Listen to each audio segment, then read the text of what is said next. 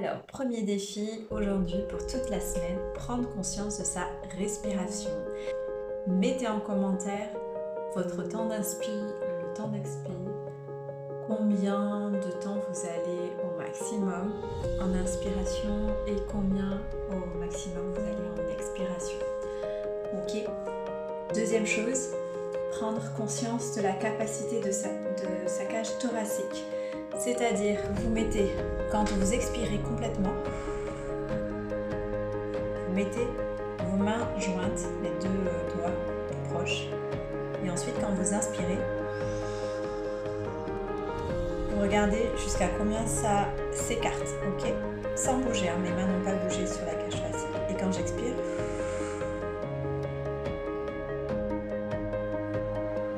en l'occurrence, je peux encore décaler.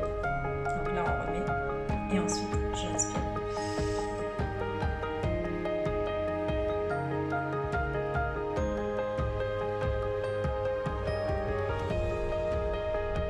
Dans cet exercice très important, c'est d'observer le volume de la cage thoracique. Donc on est sur les côtes, moi elles sont très brillantes, les miennes. Mais ne pas monter ici, les épaules. On ne fait pas... Non, surtout pas. La respiration se fait par la cage thoracique. C'est pour ça que souvent on dit qu'il faut respirer par le ventre, gonfler et expirer par le ventre, pour nous aider justement à descendre la respiration au niveau du hara, au niveau du centre énergétique, et non pas en fait au niveau des épaules qui est souvent sous tension, le stress, etc. Ok, donc on aide, et après si vous voulez aider votre capacité à s'améliorer, vous pouvez mettre les mains sur les côtés.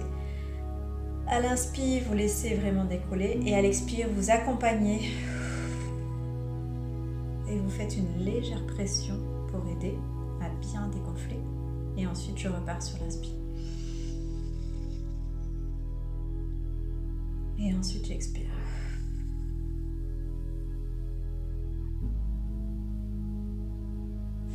Juste ça.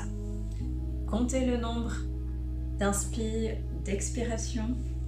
Regardez comment votre cage thoracique a une capacité à s'assouplir. Vous allez être étonné des premiers résultats, et c'est normal si vous voyez que ça ne bouge pas, que ça reste collé.